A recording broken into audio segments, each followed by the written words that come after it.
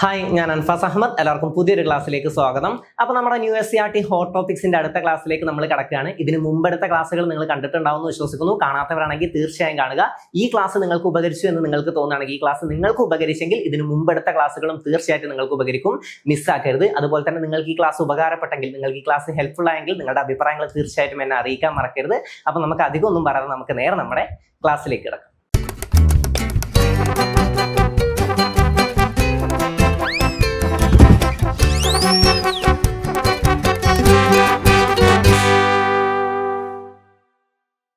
അപ്പോൾ നമ്മൾ ഇന്നത്തെ ക്ലാസ്സിൽ ഡിസ്കസ് ചെയ്യാൻ പോകുന്നത് വാസ്കോ ഡ ഗാമയെ കുറിച്ചിട്ടാണ്. ഒരുപാട് കേട്ട് പരിചയമുള്ള ഒരു പേരാണല്ലേ വാസ്കോ ഡ ഗാമ. ആരാണ് വാസ്കോ ഡ ഗാമ?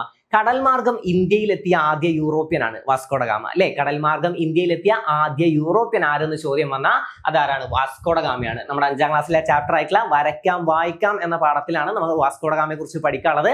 അപ്പൊ നമുക്ക് പോയിന്റ്സ് നോക്കാം. ഇതുമായി ബന്ധപ്പെട്ട് നിങ്ങൾക്ക് എന്തൊക്കെ പഠിക്കാണ്ടോ അതൊക്കെ നമുക്ക് പഠിച്ചു പോവാം. കഴിഞ്ഞ ക്ലാസ്സിൽ നമുക്കൊരു കമന്റ് വന്നിട്ടുണ്ടായിരുന്നു, സാറെ കണക്ട് ചെയ്ത് പഠിപ്പിക്കുന്നത് പോലെ ഇനിയും പഠിപ്പിക്കണം. അപ്പൊ നിങ്ങളുടെ ഇതുപോലത്തെ അഭിപ്രായങ്ങൾ തീർച്ചയായിട്ടും അറിയിക്കാം. നിങ്ങൾക്ക് എങ്ങനെയാണോ ഞാൻ പഠിപ്പിക്കുന്നത് ഇഷ്ടം, അതുപോലെ തന്നെയാണ് ഞാൻ തീർച്ചയായിട്ടും പഠിപ്പിക്കുക. കാരണം നിങ്ങൾക്ക് ഉപകരിക്കാൻ വേണ്ടിയുള്ള ക്ലാസ് ആണ്, എനിക്ക് ഉപകരിക്കാനല്ല, നിങ്ങൾക്കാണ് ഉപകരിക്കേണ്ടത്. അതിന് വേണ്ടിയിട്ടാണ് ഞാൻ റിപ്പീറ്റ് ചെയ്ത് ഒരുപാട് പറഞ്ഞു തരുന്നത്. ഒരുപാട് തവണ റിപ്പീറ്റ് ചെയ്ത് ഇവിടെ നിന്ന് തന്നെ നിങ്ങൾ എങ്ങനെയെങ്കിലുമൊക്കെ പഠിപ്പിച്ച് വിടാൻ ഞാൻ ശ്രമിക്കുന്നുണ്ട്. അപ്പോൾ റിപ്പീറ്റ് ചെയ്ത് പറയുമ്പോൾ കേട്ടിട്ടാണെങ്കിലും ഇവിടെ നിന്ന് തന്നെ പഠിച്ചു പോവുക. ഇവിടെ നമ്മുടെ ക്ലാസ് കേട്ട് കഴിഞ്ഞാൽ പിന്നെ നിങ്ങൾക്ക് അധികം ഒരുപാട് സ്ട്രെസ് എടുത്ത് പഠിക്കേണ്ടി വരില്ല. ജസ്റ്റ് ഒന്ന് വായിച്ചു വിട്ടാൽ തന്നെ നിങ്ങൾക്ക് എല്ലാം കണക്ട് ആയിക്കോളും. അപ്പോൾ ക്ലാസ് നല്ല രീതിയിൽ തന്നെ കേട്ട് പഠിച്ചിട്ട് പോവുക എല്ലാവരും. ഇനി ഹെഡ്സെറ്റ് വെച്ച് കേൾക്കുന്നവരായാലും കേട്ടിട്ടായാലും നിങ്ങൾ പഠിക്കും. ആ ഒരു കോൺഫിഡൻസ് എനിക്കുണ്ട്. കാരണം ഞാൻ അത്രയും തവണ റിപ്പീറ്റ് ചെയ്തിട്ടായാലും നിങ്ങൾ അവിടുന്ന് പഠിപ്പിച്ചിട്ടേ വിടുള്ളൂ. അപ്പോൾ നന്നായിട്ട് തന്നെ പഠിച്ചിട്ട് പോവുക. അപ്പോൾ നമുക്ക് നോക്കാം. കടൽ മാർഗം ആദ്യമായി ഇന്ത്യയിലെത്തിയ യൂറോപ്യൻ. കടൽ മാർഗം ഇന്ത്യയിലെത്തിയ ആദ്യ യൂറോപ്യൻ ആരാന്ന് ചോദിച്ചാൽ അത് വാസ്കോ ഡ ഗാമയാണ്. യൂറോപ്യൻ. എന്നാൽ യൂറോപ്യൻ, അതായത് കടൽ മാർഗം ഇന്ത്യയിലെത്തിയ ആദ്യ യൂറോപ്യർ ആരെന്ന് ചോദിച്ചാൽ, അതായത് യൂറോപ്യന്മാർ ആരാണ്? അത് പോർച്ചുഗീസുകാരാണ് കേട്ടോ. കടൽ മാർഗം ഇന്ത്യയിലെത്തിയ ആദ്യ യൂറോപ്യന്മാർ ആരെന്ന് ചോദിച്ചാൽ അത് പോർച്ചുഗീസുകാരാണ്. പോർച്ചുഗീസുകാർ. ഓക്കെ, പോർച്ചുഗീസുകാരാണ് കടൽ മാർഗം ഇന്ത്യയിലെത്തിയ ആദ്യ യൂറോപ്യർ. എന്നാൽ ഒരു വ്യക്തിയെ ചോദിച്ചാൽ കടൽ മാർഗം ഇന്ത്യയിലെത്തിയ ആദ്യ യൂറോപ്യൻ ആരാന്ന് ചോദിച്ചാൽ അത് വാസ്കോ ഡ ഗാമയാണ്. അപ്പൊ കടൽ മാർഗം ഇന്ത്യയിലെത്തിയ ആദ്യ യൂറോപ്യൻ ആരാണ്? Vasco da Gama. എന്നാൽ യൂറോപ്യർ ചോദിച്ചാൽ യൂറോപ്യന്മാരുടെ ഓർഡർ നമുക്ക് പഠിക്കാൻ കേട്ടോ. ആദ്യം ഇന്ത്യയിലെത്തിയ യൂറോപ്യന്മാർ ആരാന്ന് ചോദിച്ചാൽ അത് പോർച്ചുഗീസുകാരാണ് അല്ലെ. പോർച്ചുഗീസുകാർ, പിന്നെ ആരാണ്? ഡച്ചുകാർ അല്ലെ, പിന്നെ ബ്രിട്ടീഷുകാർ, പിന്നെ ഫ്രഞ്ചുകാർ. ഈ ഒരു ഓർഡറിലാണ് പോകുന്നത്. ആ ഓർഡറിന് നമുക്കൊരു കോഡ് ഉണ്ടല്ലോ, എപ്പോഴും പറയുന്ന കോഡാണ് അല്ലെ. പോഡാ ബി ഫ്രൈ. പോഡാ ബി ഫ്രൈ. ഓക്കെ, പോഡാ ബി ഫ്രൈ ഇത് ഓർത്ത് വെച്ചാൽ മതിയെ. പോഡാ ബി ഫ്രൈ എന്ന് ഓർത്ത് എന്ത് കിട്ടും?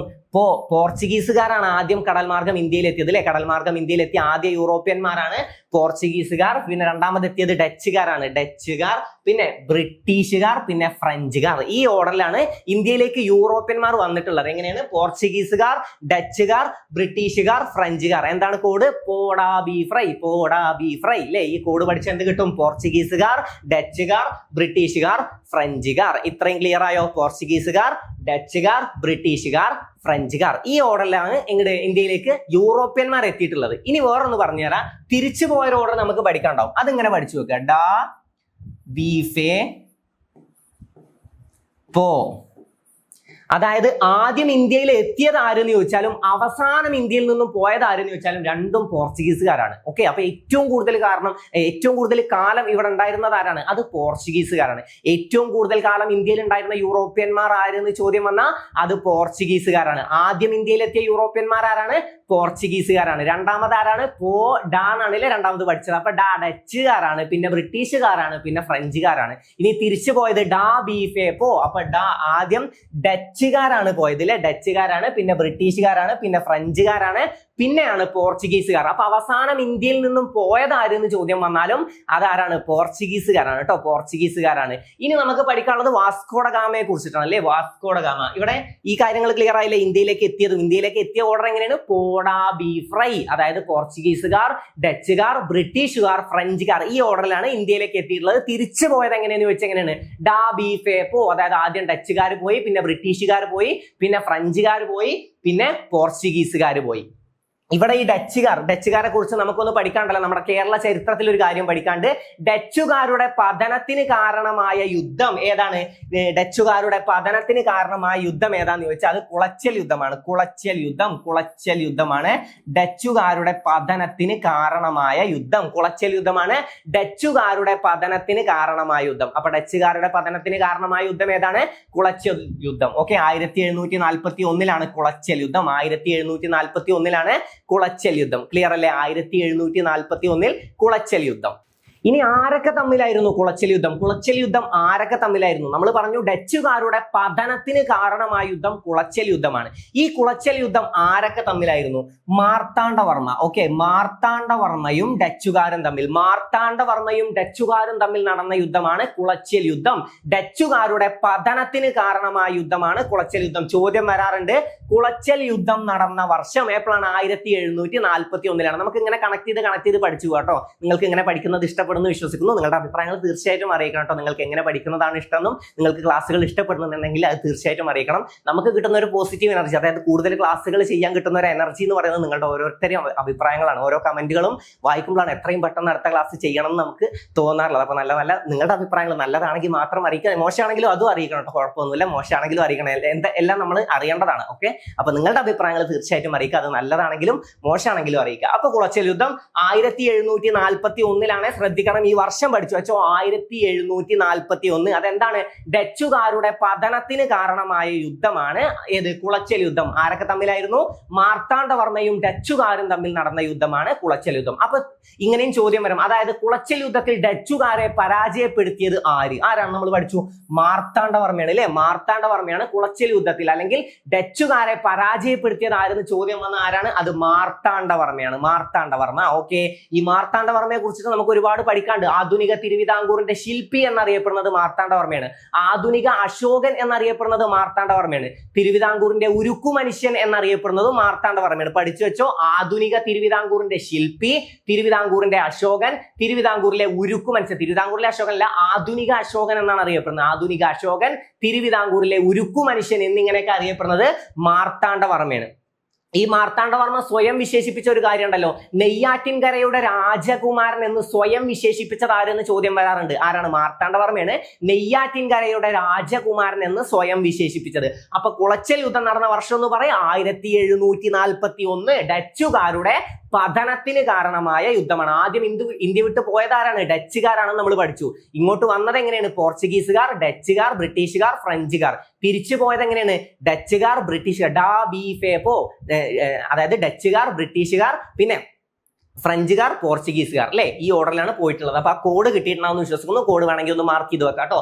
അപ്പൊ കുളച്ചൽ യുദ്ധം നടന്ന വർഷം പഠിക്കണം. കുളച്ചൽ യുദ്ധം ആരൊക്കെ തമ്മിലായിരുന്നു എന്ന് പഠിക്കണം. ഓക്കെ, ഇനി ഈ കുളച്ചൽ യുദ്ധത്തില് ഡച്ചുകാരുടെ നേതാവ് ആരായിരുന്നു അല്ലെ? ഡച്ച് സൈന്യാധിപൻ ആരെന്ന് ചോദ്യം വരാറുണ്ട്. ആരാണ്? അതൊന്ന് പഠിച്ചു വെച്ചോ.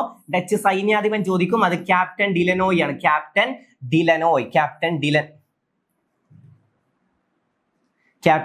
ഡിലനോയ്. ഓക്കെ, ഈ ഡിലനോയ് പഠിച്ചു വെച്ചോ. ഡിലനോയ്. Okay, captain De Lannoy. തിരുവിതാംകൂറിലെ വലിയ കപ്പിത്താൻ എന്നറിയപ്പെടുന്നത് ആരാന്ന് ചോദിച്ചാൽ ഈ ക്യാപ്റ്റൻ ഡിലനോയ് ആണ്. അപ്പൊ ആരെയാണ് മാർത്താണ്ഡവർമ്മ പരാജയപ്പെടുത്തിയത്? ഡച്ചുകാരെയാണ്. ഈ ഡച്ചുകാരുടെ സൈന്യാധിപൻ ആരായിരുന്നു എന്ന് ചോദിച്ചാൽ ക്യാപ്റ്റൻ ഡിലനോയ് ആണ്. ഇനി നമ്മൾ പഠിച്ചു കടൽ മാർഗം ആദ്യമായി ഇന്ത്യയിലെത്തിയ യൂറോപ്യൻ അല്ലെ? ശുഭപ്രതീക്ഷ മുനമ്പ് ചുറ്റി സഞ്ചരിച്ച് ഇന്ത്യയിലെത്തിയ ആദ്യ യൂറോപ്യൻ ആണ് വാസ്കോഡഗാമ. ഈ വാസ്കോഡഗാമ ഇന്ത്യയിലെത്തിയ വർഷം പഠിച്ചു വെച്ചോ. 1498 May 20. 1498 May 20 Vasco da Gama Kozhikode Kappad വന്ന് കപ്പലിറങ്ങിയത്. ഇത് പഠിച്ചു വെച്ചോ. ഇങ്ങനെ ഈ 1498 വാസ്കോഡഗാമ ഇവിടെ എത്തണമെങ്കിൽ വാസ്കോഡഗാമ അവിടെ നിന്നും, അതായത് ലിസ്ബണിൽ നിന്നുമാണ് വാസ്കോഡഗാമ യാത്ര തിരിച്ചത്. അപ്പൊ പഠിച്ചു വെച്ചോ, എവിടെ നിന്നാണ് വാസ്കോഡഗാമ യാത്ര തിരിച്ചത് എന്ന് ചോദ്യം വന്നാൽ എവിടെ നിന്നാണ്? ലിസ്ബൺ. ഓക്കെ, ലിസ്ബണിൽ നിന്നും. ഓക്കെ, ലിസ്ബണിൽ നിന്നുമാണ് വാസ്കോഡഗാമ യാത്ര തിരിച്ചത്. ഈ വർഷം ചോദിക്കും, എപ്പോഴായിരിക്കും വാസ്കോഡഗാമ ലിസ്ബണിൽ നിന്ന് യാത്ര തിരിച്ചത്? ഒന്ന് ഓർഡർ നോക്കി. 1498 ഇവിടെ എത്തണം. ഓക്കെ, ഓട്ടോറിക്ഷയിൽ പോകാനുള്ള ദൂരമല്ല, കപ്പലിലാണ് വന്നിട്ടുള്ളത് അല്ലെ? കടൽ മാർഗം സഞ്ചരിച്ചതാണ്. അപ്പൊ പെട്ടെന്നൊന്നും എത്തൂല. അപ്പൊ എങ്ങനെയും എത്ര വേണം? ഒരു വർഷമെങ്കിലും സമയം എടുത്തിട്ടുണ്ടാവും. കാരണം ഇങ്ങോട്ടുള്ള വഴി ആർക്കും അറിയില്ല. ഇന്ത്യയിലേക്കുള്ള വഴി ആർക്കും അറിയുന്നുണ്ടായിരുന്നില്ല. കണ്ടുപിടിച്ചത് ആരാണ്? വാസ്കോഡഗാമയാണ്. കടൽ മാർഗമുള്ള ഈ റൂട്ട് കണ്ടുപിടിച്ചത് ആരാണ്? വാസ്കോഡഗാമയാണ്. അപ്പൊ ഒരുപാട് സമയം എടുത്തിട്ടാണ് കണ്ടുപിടിച്ചിട്ടുണ്ടാവുക. അപ്പൊ ഒരു വർഷം മുമ്പെങ്കിലും പുറപ്പെടണ്ടേ. അപ്പൊ ലിസ്ബണിൽ നിന്നും യാത്ര തിരിച്ചത് 1497 അപ്പൊ 1497 ലിസ്ബണിൽ നിന്നും യാത്ര തിരിച്ച Vasco da gamma 1498 May 20 Kozhikode Kappad വന്ന് കപ്പലിറങ്ങിയത്. ഇത്ര കാര്യങ്ങൾ ക്ലിയർ ആയോ? കോഴിക്കോട് കാപ്പാട് വന്ന് കപ്പലിറങ്ങിയത് 1498 May 20. Vasco da gamma Kozhikode Kappad വന്ന് കപ്പലിറങ്ങിയത് പഠിച്ചു പോ 1498 മെയ് 20. റിപ്പീറ്റ് ചെയ്യണേ, 1498 May 20 Vasco da gamma Kozhikode Kappad വന്ന് കപ്പലിറങ്ങിയത്. അപ്പൊ യാത്ര തിരിച്ചത് ലിസ്ബണിൽ നിന്നും യാത്ര തിരിച്ചത് എപ്പോഴാന്ന് ചോദിച്ചാൽ 1497. ഇത്ര കാര്യങ്ങൾ ക്ലിയർ അല്ലേ? അപ്പൊ 1498 മെയ് 20 കടൽ മാർഗം ആദ്യമായി ഒരു യൂറോപ്യൻ ഇന്ത്യയിൽ വന്ന് കാലുകുത്തുകയാണ് അല്ലേ. ഓക്കെ, അപ്പൊ 1498 മെയ് 20 കോഴിക്കോട് കാപ്പാട് വന്ന് കപ്പലിറങ്ങി. പോർച്ചുഗലിലെ ലിസ്ബണിൽ നിന്നും ഗാമയുടെയും സംഘത്തിന്റെയും യാത്രക്കായി പുറപ്പെട്ട പായ് കപ്പലുകളുടെ എണ്ണം 4. ഈ എണ്ണങ്ങൾ ചിലപ്പോൾ ചോദ്യം വരും. USCRT കൊടുത്തിട്ടുള്ള പോയിന്റ് അല്ലേ, ചോദ്യം വരില്ലേ? അപ്പൊ 4 കപ്പലുകളാണ് വന്നിട്ടുള്ളത്. ഓക്കെ, 4 കപ്പലുകൾ, 4 പായ് കപ്പലുകളാണ് വന്നിട്ടുള്ളത്. അപ്പൊ എവിടെ നിന്നും യാത്ര തിരിച്ചു? ലിസ്ബണിൽ നിന്നും യാത്ര തിരിച്ചു. അത് 1497 വാസ്കോഡ ഗാമ ലിസ്ബണിൽ നിന്നും യാത്ര തിരിച്ചത്. ഇവിടെ എത്തിയത് എപ്പോഴാണ്? കോഴിക്കോട് കാപ്പാട് വന്ന് കപ്പലിറങ്ങിയത് 1498 മെയ് 20. ഓക്കെ, റിപ്പീറ്റ് ചെയ്ത് പറയുന്നുണ്ട്. ഇനി നിങ്ങൾക്ക് ഇത് നോക്കേണ്ടി വരരുത്, ഇവിടെ തന്നെ പഠിച്ചിട്ട് പോയിക്കോ. 1498 മെയ് 20 നിങ്ങൾ റിപ്പീറ്റ് ചെയ്ത് കൂടെ പറയണേ. ഓക്കെ, ഞാൻ ചോദിക്കുന്നതിന് ഒന്ന് റെസ്പോണ്ട് ചെയ്യാം. അപ്പൊ 1497 എന്താണ്ടായത്? എവിടെ നിന്നുമാണ് യാത്ര തിരിച്ചത്? ലിസ്ബണിൽ നിന്നുമാണ് വാസ്കോഡ ഗാമ യാത്ര തിരിച്ചത്. എപ്പോഴാണ് കേരളത്തിൽ കോഴിക്കോട് കാപ്പാട് വന്ന് കപ്പലിറങ്ങിയത്? എപ്പോഴാണ്? 1498. ഇനി ആ ഡേറ്റ് ഒന്ന് ആലോചിച്ച് നോക്ക്, മെയ് 20. ഇപ്പൊ ക്ലിയർ ആയില്ലേ? 1498 May 20 Vasco da gamma Kozhikode Kappad വന്ന് കപ്പലിറങ്ങിയത്. അപ്പൊ ഇതുവരെ ക്ലിയർ ആയി. ഇനി യാത്രക്കായി പുറപ്പെട്ട പായ്ക്കപ്പലുകളുടെ എണ്ണം എത്രയാണ്? 4 എണ്ണമാണ്. 4 പായ്ക്കപ്പലുകൾ ഉണ്ടായിരുന്നു. ഓക്കെ, ഇനി നമുക്ക് 2 കപ്പലുകളുടെ പേര്, അതായത് 3 കപ്പലുകളുടെ പേര് നമുക്ക് പഠിക്കാണ്ട് ഞാൻ പഠിപ്പിച്ചു തരാം. അതായത് വാസ്കോഡ ഗാമ സഞ്ചരിച്ച കപ്പൽ. ഓക്കെ, സഞ്ചരിച്ച കപ്പൽ നമുക്ക് പഠിക്കാണ്ട്, വാസ്കോഡ ഗാമയെ പിന്തുണച്ച 2 കപ്പലുകൾ നമുക്ക് പഠിക്കാണ്ട്. ഏതാണ് വാസ്കോഡ ഗാമ സഞ്ചരിച്ച കപ്പൽ? ഒരുപാട് തവണ കേട്ടിട്ടുണ്ടാവല്ലോ, സെന്റ് ഗബ്രിയേൽ ആണ് അല്ലെ. സെന്റ് ഗബ്രിയേൽ ആണ് വാസ്കോഡ ഗാമ സഞ്ചരിച്ച കപ്പൽ. അതായത് ലിസ്ബണിൽ നിന്നും യാത്ര തിരിച്ച് ഇന്ത്യയിലേക്ക് എത്തിയ വാസ്കോഡ ഗാമ സഞ്ചരിച്ച കപ്പലിന്റെ പേരാണ് സെന്റ് ഗബ്രിയേൽ. അത് പഠിച്ചു വെച്ചോ, ഇമ്പോർട്ടന്റ് ആണ്. വാസ്കോഡ ഗാമ സഞ്ചരിച്ച കപ്പലിന്റെ പേരാണ് സെന്റ് ഗബ്രിയേൽ. വാസ്കോഡ ഗാമ സഞ്ചരിച്ച കപ്പലിന്റെ പേരാണ് സെന്റ് ഗബ്രിയേൽ. വാസ്കോഡ ഗാമ എന്നാണ് കേരളത്തിൽ എത്തിയത്? 1498 മെയ് 20 വാസ്കോഡ ഗാമ കേരളത്തിൽ എത്തിയില്ലേ. ഓക്കെ, അപ്പോ സെന്റ് ഗബ്രിയേൽ ആണ് വാസ്കോഡ ഗാമ സഞ്ചരിച്ച കപ്പൽ. ഇനി വാസ്കോഡ ഗാമയെ പിന്തുണച്ച 2 കപ്പലുകൾ നമുക്ക് ചോദ്യം വരും. ഏതൊക്കെയാണ്? സെന്റ് റാഫേൽ ദി ബെറിയോ എന്നീ കപ്പലുകളാണ് വാസ്കോഡ ഗാമയെ പിന്തുണച്ച മറ്റ് 2 കപ്പലുകൾ. അപ്പൊ വാസ്കോഡ ഗാമ സഞ്ചരിച്ച കപ്പൽ സെന്റ് ഗബ്രിയേൽ, വാസ്കോഡ ഗാമയെ പിന്തുണച്ച 2 കപ്പലുകൾ Saint Raphael the Berrio. Okay, അപ്പൊ വാസ്കോഡ ഗാമ സഞ്ചരിച്ച കപ്പൽ ഏതാണ്? Saint Gabriel. വാസ്കോഡ ഗാമ സഞ്ചരിച്ച കപ്പൽ ഏതാണ്? Saint Gabriel. പഠിച്ചല്ലോ, വാസ്കോഡ ഗാമ സഞ്ചരിച്ച കപ്പലിന്റെ പേരെന്താണ്? Saint Gabriel. വാസ്കോഡ ഗാമ സഞ്ചരിച്ച കപ്പലിന്റെ പേര് സെന്റ് ഗബ്രിയേൽ എന്നാണ്. പിന്തുണച്ച 2 കപ്പലുകൾ ഏതൊക്കെയാണ്? സെന്റ് റാഫേൽ ദി ബെറിയോ അല്ലെങ്കിൽ Saint Berrio. Saint Raphael the Berrio എന്നീ 2 കപ്പലുകളാണ് വാസ്കോഡ ഗാമയെ പിന്തുണച്ച മറ്റ് 2 കപ്പലുകൾ. അപ്പൊ എന്തൊക്കെ പഠിച്ചു?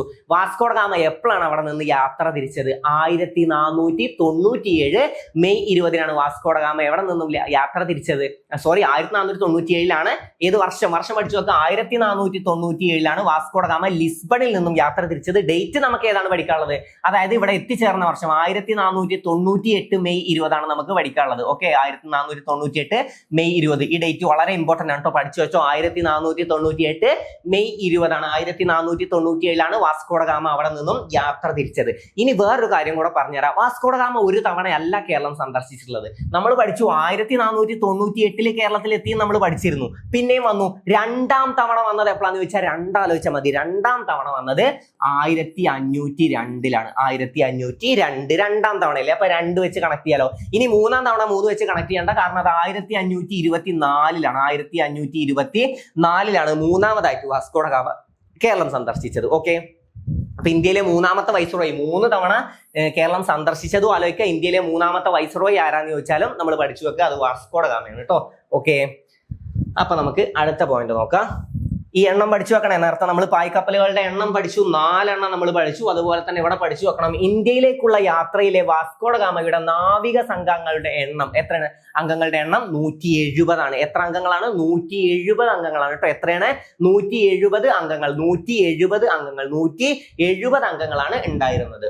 കാറ്റിന്റെ സഹായത്തോടെ തെക്ക് കിഴക്കോട്ട് യാത്ര ചെയ്ത ഗാമയും കൂട്ടരും ആദ്യം എത്തിച്ചേർന്നത് എവിടെയാണ്? ആഫ്രിക്കയുടെ തെക്കേ അറ്റത്താണ്. ഞാൻ പറഞ്ഞു കാരണം അവർക്ക് റൂട്ട് അറിയില്ല, അപ്പൊ ഒരുപാട് സമയം എടുത്തിട്ട് വേണം അവിടെ എത്താന്ന് ഞാൻ പറഞ്ഞു. അങ്ങനെയാണ് നിങ്ങൾക്ക് എന്ത് കണക്ട് ചെയ്ത് തന്നത്? 1497 അവിടെ നിന്നും യാത്ര തിരിച്ചിട്ടും എപ്പോഴാണ് എത്തിയത്? 1498 മെയ് 20 എത്തിയത്. അപ്പൊ അത് കണക്ട് ചെയ്ത് വെക്കുക കേട്ടോ. അപ്പൊ ഇത്രയും സമയം എടുത്തു. കാറ്റിന്റെ സഹായത്തോടെ തെക്ക് കിഴക്കോട്ട് യാത്ര ചെയ്ത ഗാമയും കൂട്ടരും ആദ്യം എത്തിച്ചേർന്നത് എവിടെയാണ്? ആഫ്രിക്കയുടെ തെക്കേ അറ്റത്താണ്. ആഫ്രിക്കയുടെ തെക്കേ അറ്റത്താണ് എത്തിച്ചേർന്നത്. അതുവരെ ക്ലിയർ അല്ലേ? ഓക്കെ, അടുത്തത് നോക്കാം. ആഫ്രിക്കയുടെ കിഴക്കേ തീരം വഴി വടക്കോട്ട് സഞ്ചരിച്ച ഗാമയുടെ നാവിക സംഘം എത്തിച്ചേർന്ന തുറമുഖം. ഈ തുറമുഖത്തിന്റെ പേര് പഠിച്ചു വെക്കണേ. മാലിന്നി തുറമുഖം. മാലിന്നി തുറമുഖം. മാലിന്നി തുറമുഖം. മാലിന്നി തുറമുഖം. ഓക്കെ, ആഫ്രിക്കയിലെ തുറമുഖമാണ് മാലിന്നി തുറമുഖം. ആഫ്രിക്കയുടെ കിഴക്കേ തീരം വഴി വടക്കോട്ട് സഞ്ചരിച്ച ഗാമയുടെ നാവിക സംഘം എത്തിച്ചേർന്ന തുറമുഖം മാലിന്നി തുറമുഖം. മാലിന്നി തുറമുഖം. 1498 മെയ് 20 ഇന്ത്യയുടെ പടിഞ്ഞാറ് തീരത്തുള്ള കോഴിക്കോടിന് അടുത്തുള്ള കാപ്പാട് എത്തിച്ചേരാൻ വാസ്കോഡ ഗാമയെ സഹായിച്ച കാറ്റ്. ഇത് പഠിച്ചോ, മൺസൂൺ കാറ്റാണ്. മൺസൂൺ കാറ്റ് ഏതാണ്? മൺസൂൺ കാറ്റാണ് കേട്ടോ. മൺസൂൺ കാറ്റ് എന്താണ്? 1498 മെയ് 20. ഇത്ര നേരം നമ്മൾ പഠിച്ച ആ ഡേറ്റ് ആണ് ഇവിടെ കൊടുത്തിട്ടുള്ളത്. 1498 മെയ് 20. എന്താണ്? കോഴിക്കോട് കാപ്പാട് വന്ന് കപ്പലിറങ്ങി. ഇന്ത്യയുടെ പടിഞ്ഞാറ് തീരത്തുള്ള കോഴിക്കോടിനടുത്തുള്ള കാപ്പാട് എത്തിച്ചേരാൻ വാസ്കോഡ ഗാമയെ സഹായിച്ച കാറ്റ്. ഇമ്പോർട്ടന്റ് പോയിന്റ് ആണ്, മൺസൂൺ കാറ്റാണ്. ഇത് ചോദ്യം വരും, ഞാൻ ഉറപ്പ് പറയുന്നത്. എപ്പോഴെങ്കിലും ഒക്കെ ഒരു ചോദ്യം വരും. ഓക്കെ, നല്ല ചാൻസ് ഉള്ള ഒരു സാധനമാണ് മൺസൂൺ കാറ്റ്. പഠിച്ചു വെച്ചോ. പിന്നെ നമ്മൾ എണ്ണം പഠിച്ചിട്ടുണ്ടായിരുന്നു. എത്ര ആളുകളുണ്ടായിരുന്നു? 170 അല്ലെ? 170 എന്ന് പഠിച്ചു. പായ്ക്കപ്പലുകളുടെ എണ്ണം 4 എന്നും നമ്മൾ പഠിച്ചു. ഇതുവരെ പഠിച്ച കാര്യങ്ങളൊന്ന് റിപ്പീറ്റ് ചെയ്ത് നോക്കാം. ഓക്കെ, ഇതുവരെ പഠിച്ച കാര്യങ്ങളൊന്നും കൂടെ ഞാൻ പറഞ്ഞുതരാം.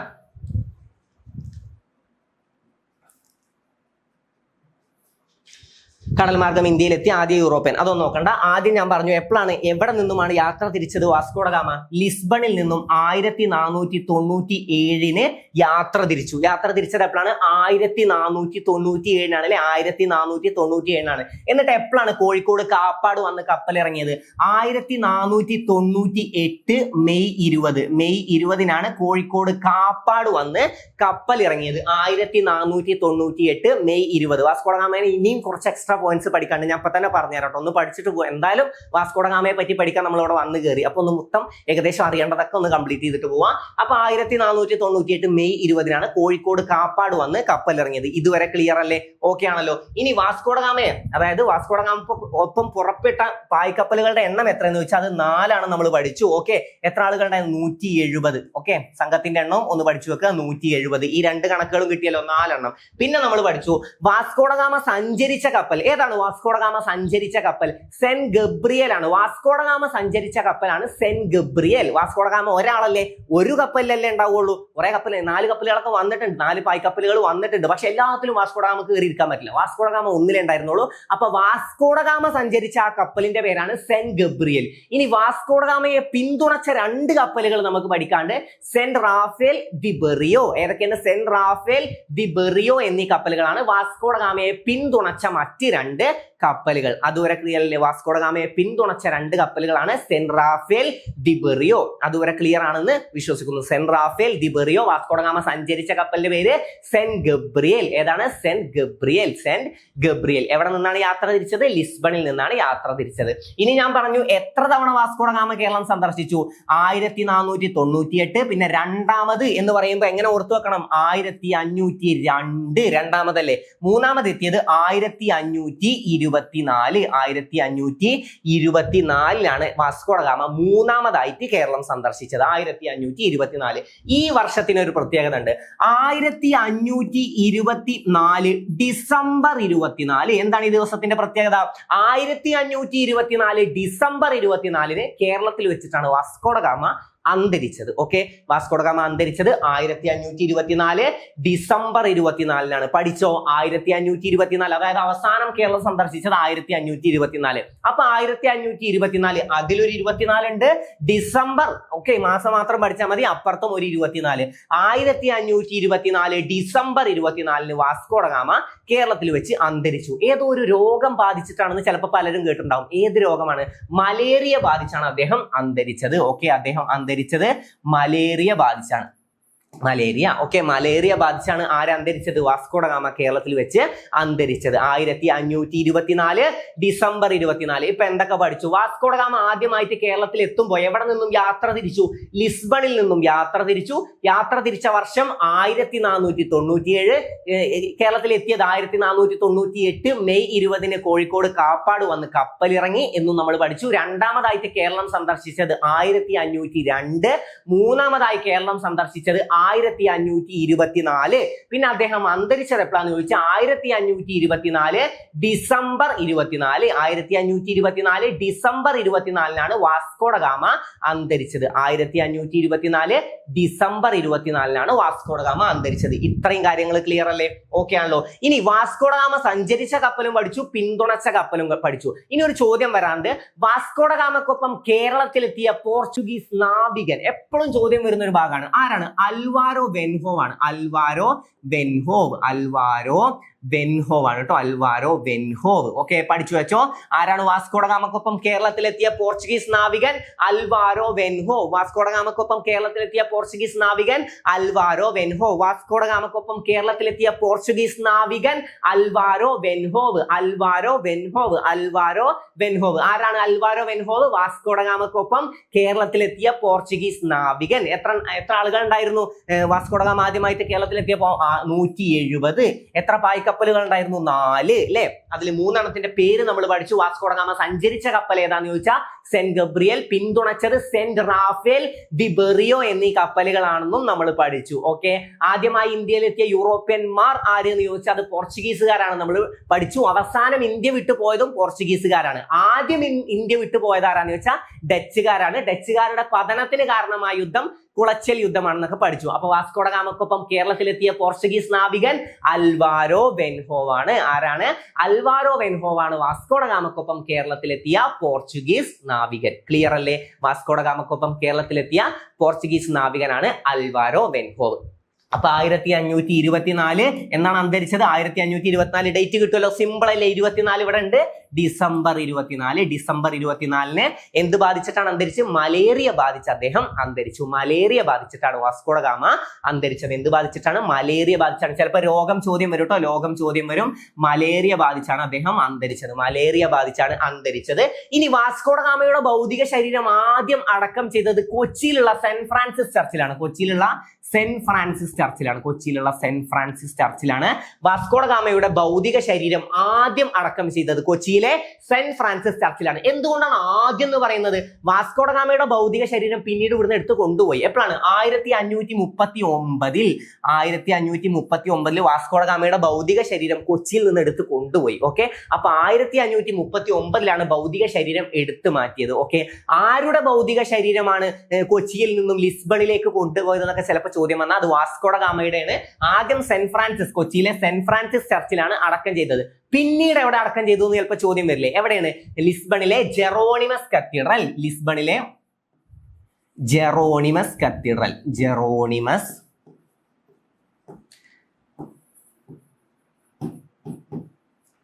ജെറോണിമസ് കത്തീഡ്രൽ ചർച്ചിലാണ് പിന്നീട് അടക്കം ചെയ്തത്. ലിസ്ബണിലാണ് കേട്ടോ. ലിസ്ബണിലാണ്. എപ്പോഴാണ് കൊണ്ടുപോയത്? 1539. 1539. ഇത്രയും കാര്യങ്ങൾ പെർഫെക്റ്റ് ആയോ? കടൽ മാർഗം ഇന്ത്യയിലെത്തിയ ആദ്യ യൂറോപ്യൻ ആരാണ്? Vasco da gamma. വാസ്കോഡ ഗാമ സഞ്ചരിച്ച കപ്പലിന്റെ പേരെന്താണ്? Saint Gabriel. വാസ്കോഡ ഗാമയെ പിന്തുണച്ച 2 കപ്പലുകൾ ഏതൊക്കെയാണ്? Saint Raphael, the Berrio. പിന്നെ നമ്മൾ എന്ത് പഠിച്ചു? വാസ്കോഡ ഗാമക്കൊപ്പം കേരളത്തിലെത്തിയ പോർച്ചുഗീസ് നാവികൻ ആരാണ്? അൽവാരോ വെൻഹോവ് ആണ്. വാസ്കോഡ ഗാമ എപ്പോഴാണ് ലിസ്ബണിൽ നിന്നും യാത്ര തിരിച്ചത്? 1497. ഇനി വാസ്കോഡ ഗാമ എപ്പോഴാണ് എത്തിയത്? അല്ലെ, കോഴിക്കോട് കാപ്പാട് വന്ന് കപ്പലിറങ്ങിയ ഡേറ്റ് അടക്കം പഠിക്കണം. 1498 മെയ് 20. 1498 മെയ് 20. പിന്നെ നമ്മൾ എന്ത് പറഞ്ഞു? ഒരു തവണയല്ല വാസ്കോഡ ഗാമ കേരളം സന്ദർശിച്ചത് എന്ന് പറഞ്ഞു അല്ലെ. എത്ര തവണയാണ്? 3 തവണയാണ്. പിന്നെ 2ാം തവണ ചോദിച്ചാൽ സിമ്പിൾ ആയിട്ട് കിട്ടും. 1502. മൂന്നാമത്തെ തവണ 1524. അപ്പൊ എപ്പോഴാണ് വാസ്കോഡ ഗാമ അന്തരിച്ചത്? 1524 1524 ഡിസംബർ 24. ഏത് രോഗമാണ് അദ്ദേഹം അന്തരിക്കാൻ കാരണമായത്? ഏത് രോഗമാണെന്ന് ചോദിച്ചാൽ മലേറിയ ബാധിച്ചാണ് വാസ്കോ ഡ ഗാമ കേരളത്തിൽ വെച്ചിട്ടാണ് അന്തരിച്ചത്. അതുകൂടെ ഒന്ന് പഠിച്ചു വെക്കാം, ഇമ്പോർട്ടന്റ് ഫാക്ട് ആണ്. മലേറിയ ബാധിച്ച് വാസ്കോ ഡ ഗാമ കേരളത്തിൽ വെച്ചിട്ടാണ് അന്തരിച്ചത്. ആദ്യം അദ്ദേഹത്തിന്റെ ഭൗതിക ശരീരം അടക്കം ചെയ്തത് കൊച്ചിയിലെ സെന്റ് ഫ്രാൻസിസ് ചർച്ചിലായിരുന്നു. പിന്നീട് ജെറോണിമസ് കത്തീഡ്രൽ അല്ലെ, ലിസ്ബണിലെ ജെറോണിമസ് കത്തീഡ്രലിലേക്ക് കൊണ്ടുപോയി എന്നും നമ്മൾ പഠിച്ചു. പിന്നെ നമ്മൾ എന്ത് പഠിച്ചു? വാസ്കോ ഡ ഗാമക്കൊപ്പം കേരളത്തിലെത്തിയ പോർച്ചുഗീസ് നാവികന്റെ പേര് ഓർമ്മ ഉണ്ടാവും, അൽവാരോ വെൻഹോ ആണ്. പിന്നെ അന്തരിച്ച ഡേറ്റും ഓർമ്മ ഉണ്ടാവും. ഓക്കെ, പിന്നെ നമുക്ക് പഠിക്കാണ്ട് വാസ്കോ ഡ ഗാമയെ ഇന്ത്യൻ സമുദ്രത്തിലെ സേനാപതി എന്ന് വിശേഷിപ്പിച്ചത് ആരാന്ന് ചോദ്യം വരും. വാസ്കോ ഡ ഗാമയെ ഇന്ത്യൻ സമുദ്രത്തിലെ സേനാപതി എന്ന് വിശേഷിപ്പിച്ചത് ആരാണ്? മാനുവൽ രാജാവാണ്. മാനുവൽ രാജാവ്. ഓക്കെ, മാനുവൽ രാജാവ്. വാസ്കോ ഡ ഗാമയെ ഇന്ത്യയിലേക്ക് അയച്ചത് ആരാന്ന് ചോദിച്ചാലും മാനുവൽ രാജാവാണ് കേട്ടോ. വാസ്കോ ഡ ഗാമയെ ഇന്ത്യയിലേക്ക് അയച്ചത് ആരെന്ന് ചോദ്യം വന്നാലും ആരാണ്? ഡോം മാനുവൽ അല്ലെങ്കിൽ മാനുവൽ രാജാവ്. മാനുവൽ രാജാവാണ് വാസ്കോ ഡ ഗാമയെ ഇന്ത്യയിലേക്ക് അയച്ചത്. ഇന്ത്യൻ മഹാസമുദ്രത്തിലെ സേനാപതി എന്ന് വാസ്കോ ഡ ഗാമയെ വിശേഷിപ്പിച്ചത് ആരാണ്? മാനുവൽ രാജാവാണ്. മാനുവൽ രാജാവാണ് എന്ത് വിശേഷിപ്പിച്ചത്? ഇന്ത്യൻ മഹാസമുദ്രത്തിലെ സേനാപതി എന്ന് വാസ്കോ ഡ ഗാമയെ വിശേഷിപ്പിച്ചത്. പിന്നെ ഒന്നുകൂടെ ഉണ്ട്, ഏഷ്യ ചരിത്രത്തിലെ വാസ്കോ ഡ ഗാമ യുഗത്തിന്റെ തുടക്കം അല്ലെ, വാസ്കോ ഡ ഗാമയുടെ ആഗമനത്തെ ഏഷ്യ ചരിത്രത്തിലെ വാസ്കോ ഡ ഗാമ യുഗത്തിന്റെ തുടക്കം എന്ന് വിശേഷിപ്പിച്ചത് ആരാണ്?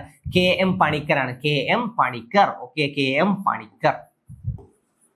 KM പണിക്കരാണ് വാസ്കോ ഡ ഗാമയുടെ ആഗമനത്തെ ഏഷ്യ ചരിത്രത്തിലെ വാസ്കോ ഡ ഗാമ യുഗത്തിന്റെ തുടക്കം എന്ന് വിശേഷിപ്പിച്ചത്. ഇത്രയും പഠിച്ച കാര്യങ്ങളൊക്കെ ക്ലിയർ അല്ലേ? അപ്പൊ ആരാണ് ഇന്ത്യൻ മഹാസമുദ്രത്തിലെ സേനാപതി എന്ന് വാസ്കോ ഡ ഗാമയെ വിശേഷിപ്പിച്ചത്? ആരാണ്? മാനുവൽ രാജാവാണ്. വാസ്കോ ഡ ഗാമയുടെ ആഗമനത്തെ ഏഷ്യ ചരിത്രത്തിലെ വാസ്കോ ഡ ഗാമ യുഗത്തിന്റെ തുടക്കം എന്ന് വിശേഷിപ്പിച്ചത് ആരാന്ന് ചോദിച്ചത് ആരാണ്? സർദാർ KM പണിക്കരാണ്. സർദാർ KM പണിക്കർ അല്ലെ. കേരള സിംഹം എന്ന പുസ്തകം രചിച്ചത് എപ്പോഴും ചോദ്യം വരുന്ന ഒരു കാര്യമാണ്. കേരള സിംഹം എന്ന ചരിത്ര നോവൽ രചിച്ചത് ആരാന്ന് ചോദിച്ചാൽ സർദാർ KM പണിക്കറാണ്. മന്നത്ത് പത്മനാഭനെ കേരള മദൻ മോഹൻ മാളവ്യ എന്ന് വിശേഷിപ്പിച്ചത് ആരാന്ന് ചോദിച്ചാലും സർദാർ KM പണിക്കറാണ്. ജസ്റ്റ് ഒന്ന് ഇതൊക്കെ അറിഞ്ഞു വെക്കുക. അപ്പൊ സർദാർ KM പണിക്കരും കിട്ടി. വാസ്കോ ഡ ഗാമയുമായി ബന്ധപ്പെട്ട് നമ്മൾ പഠിച്ചിരിക്കേണ്ട ഡേറ്റ്സുകളൊക്കെ പറഞ്ഞു തന്നു. 1539 എങ്ങോട്ട് കൊണ്ടുപോയത്? ലിസ്ബണിലേക്ക് അദ്ദേഹത്തിന്റെ ഭൗതിക ശരീരം കൊണ്ടുപോയതെന്നും നമ്മൾ പഠിച്ചു. ഇത്രയും കാര്യങ്ങൾ ഏകദേശം ക്ലിയർ അല്ലേ? വാസ്കോ ഡ ഗാമ എന്നുള്ള പ്രശസ്തമായ ഒരു സ്ഥലം ഉണ്ടല്ലോ ഇന്ത്യയിൽ. എവിടെയാണ് വാസ്കോ ഡ ഗാമ എന്ന പ്രശസ്തമായ സ്ഥലം സ്ഥിതി ചെയ്യുന്നത്? എവിടെയാണ്? ഗോവയിലാണ് അല്ലെ. ഗോവയിലാണ് വാസ്കോ ഡ ഗാമ എന്ന സ്ഥലം സ്ഥിതി ചെയ്യുന്നത്. എവിടെയാണ്? ഗോവയിലാണ് കേട്ടോ. വാസ്കോ ഡ ഗാമ എന്ന സ്ഥലം സ്ഥിതി ചെയ്യുന്നത് എവിടെയാണ്? ഗോവയിലാണ്. അപ്പൊ വാസ്കോ ഡ ഗാമയുമായി ബന്ധപ്പെട്ട് ഒരുപാട് പോയിന്റ്സ് നമ്മൾ പഠിച്ചു. എല്ലാം ക്ലിയർ ആയി എന്ന് വിശ്വസിക്കുന്നു. ഈ കപ്പലുകളുടെ പേര് കിട്ടിയിട്ടുണ്ടാവും. എന്താണ് വാസ്കോ? ഒന്നുകൂടെ റിപ്പീറ്റ് ചെയ്ത് തരട്ടെ. വാസ്കോ ഡ ഗാമ സഞ്ചരിച്ച കപ്പലിന്റെ പേരെന്താണ്? Saint Gabriel. വാസ്കോ ഡ ഗാമയെ പിന്തുണച്ച 2 കപ്പലുകൾ സെന്റ് റാഫേൽ, ഡിബെറിയോ. പിന്നെ എത്ര ആളുകളാണ് ഉണ്ടായിരുന്നത്? 170. സംഘാംഗങ്ങളുടെ എണ്ണം എത്രയാണ്? 170 ആണ്. പായ്ക്കപ്പലുകളുടെ എണ്ണം 4 ആണ്. ഓക്കെ, പിന്നെ കാറ്റിന്റെ സഹായത്തോടെ തെക്ക് കിഴക്കോട്ട് യാത്ര ചെയ്ത ഗാമയും കൂട്ടരും എത്തിച്ചേർന്നത് എവിടെയാണ്? ആഫ്രിക്കയുടെ തെക്കേ അറ്റത്താണ്. നമുക്ക് ഒരു സ്ഥലം പഠിക്കാണ്, ഒരു തുറമുഖം നമുക്ക് പഠിക്കാണ്, മാലിന്നി തുറമുഖം അല്ലെ. അതായത് ആഫ്രിക്കയുടെ കിഴക്കേ തീരം വഴി വടക്കോട്ട് സഞ്ചരിച്ച ഗാമയുടെ നാവിക സംഘം എത്തിച്ചേർന്ന തുറമുഖം മാലിന്നി തുറമുഖം. ഇനി 1498 മെയ് 20 ഇന്ത്യയുടെ പടിഞ്ഞാറ് തീരത്തുള്ള കോഴിക്കോടിനടുത്തുള്ള കാപ്പാട് എത്തിച്ചേരാൻ വാസ്കോ ഡ ഗാമയെ സഹായിച്ച കാറ്റ്, ഇത് ഞാൻ പറഞ്ഞു ഇമ്പോർട്ടന്റ് ആണ്, മൺസൂൺ കാറ്റാണ്. ഇത്രയും കാര്യങ്ങൾക്ക് പെർഫെക്റ്റ് അല്ലേ? ഇന്ന് പഠിച്ച ഇത്രയും കാര്യങ്ങൾ ഈ സെറ്റ് ആയാലും ഇനി എക്സാമിന് വന്ന് എന്തായാലും ഉത്തരം കിട്ടുമല്ലോ. വാസ്കോ ഡ ഗാമ എന്നാണ് കോഴിക്കോട് കാപ്പാട് വന്ന് കപ്പലിറങ്ങിയത്? ഇപ്പൊ കിട്ടുന്നില്ലേ? എപ്പോഴാണ്? 1498 മെയ് 20 അല്ലെ. രണ്ടാമത് കേരളം സന്ദർശിച്ചത് എപ്പോഴാണ്? ഒരുപക്ഷെ ചോദ്യം വന്നാൽ കിട്ടൂലേ? രണ്ടാമതല്ലേ? അപ്പൊ 1502 പിന്നെ വാസ്കോ ഡ ഗാമ അന്തരിച്ച ഡേറ്റും സിമ്പിൾ ആണ്. 1524 പിന്നെയും ഒരു 24 ഡിസംബർ 24. ഏത് രോഗം വന്നിട്ടാണ്? മലേറിയ ബാധിച്ചാണ് അദ്ദേഹം അന്തരിച്ചത് നമ്മൾ പഠിച്ചു. ആദ്യം അടക്കം ചെയ്തത് കൊച്ചിയിലെ സെന്റ് ഫ്രാൻസിസ് ചർച്ചിലാണെന്ന് നമ്മൾ പഠിച്ചു. പിന്നീട് എങ്ങോട്ട് കൊണ്ടുപോയി? ജെറോണിമസ് കത്തീഡ്രൽ അല്ലെ, ലിസ്ബണിലെ ജെറോണിമസ് കത്തീഡ്രൽ എന്ന പള്ളിയിലേക്ക് കൊണ്ടുപോയി. അവിടെയാണ് ഇപ്പൊ അദ്ദേഹത്തിന്റെ ഭൗതിക ശരീരം അടക്കം ചെയ്തിട്ടുള്ളത്. അത് വർഷം പഠിച്ചു. 1539 കൊച്ചിയിൽ നിന്നും അദ്ദേഹത്തിന്റെ ഭൗതിക ശരീരം എടുത്തു മാറ്റിയത്. ഓക്കെ, ഇത്രയും കാര്യങ്ങൾ വാസ്കോ ഡ ഗാമയുമായി ബന്ധപ്പെട്ട എല്ലാ കാര്യങ്ങളും ഏകദേശം പഠിച്ച് സെറ്റ് ആയില്ലേ? ആരാണ് വാസ്കോ ഡ ഗാമയെ എങ്ങനെ വിശേഷിപ്പിച്ചത്? ഇന്ത്യൻ മഹാസമുദ്രത്തിലെ സേനാപതി എന്ന് വിശേഷിപ്പിച്ചത് ആരാണ്? മാനുവൽ രാജാവാണ്. വാസ്കോ ഡ ഗാമയെ ഇന്ത്യയിലേക്ക് അയച്ചത് ആരാന്ന് ചോദ്യം വരും കേട്ടോ. മാനുവൽ രാജാവാണ് വാസ്കോ ഡ ഗാമയെ ഇന്ത്യയിലേക്ക് അയച്ചത്. പിന്നെ വാസ്കോ ഡ ഗാമയുടെ ആഗമനത്തെ ഏഷ്യ ചരിത്രത്തിലെ വാസ്കോ ഡ ഗാമ യുഗത്തിന്റെ തുടക്കം എന്ന് വിശേഷിപ്പിച്ചത് സർദാർ KM പണിക്കരാണ്. ഇത്രയും കാര്യങ്ങൾ പെർഫെക്റ്റ് അല്ലേ? സെറ്റ് ആയല്ലോ. അപ്പൊ പഠിച്ച കാര്യങ്ങളൊക്കെ ഒന്ന് സിമ്പിൾ ആയിട്ട് തന്നെ പഠിച്ചെടുക്കാൻ പറ്റില്ല, സിമ്പിൾ ആയിട്ട് പഠിച്ചു പോയില്ല. അപ്പൊ ക്ലാസ് നിങ്ങൾക്ക് ഉപകരിച്ചിട്ടുണ്ടാവും എന്ന് ഞാൻ വിശ്വസിക്കുന്നു. ഈ ക്ലാസ് നിങ്ങൾക്ക് ഉപകാരപ്പെട്ടെന്ന് നിങ്ങൾക്ക് തോന്നുകയാണെങ്കിൽ നിങ്ങളുടെ അഭിപ്രായങ്ങൾ അറിയിക്കാൻ മറക്കരുത്. അപ്പൊ ഇതുപോലുള്ള ഇനിയും ക്ലാസ്സുകൾ നിങ്ങൾക്ക് വരും. നിങ്ങൾക്ക് നല്ല നല്ല ടോപ്പിക്കുകളുമായിട്ട് നമുക്ക് എന്തായാലും ഇനിയും കാണാം. അപ്പൊ ഈ ക്ലാസ് നിങ്ങൾക്ക് ഉപകരിച്ചെങ്കിൽ തീർച്ചയായിട്ടും നിങ്ങളുടെ അഭിപ്രായങ്ങൾ എന്നെ അറിയിക്കാൻ മറക്കരുത്. അപ്പൊ ഇതുപോലുള്ള മറ്റൊരു ക്ലാസ്സുമായിട്ട് നമുക്ക് വീണ്ടും കാണാം. Thank you.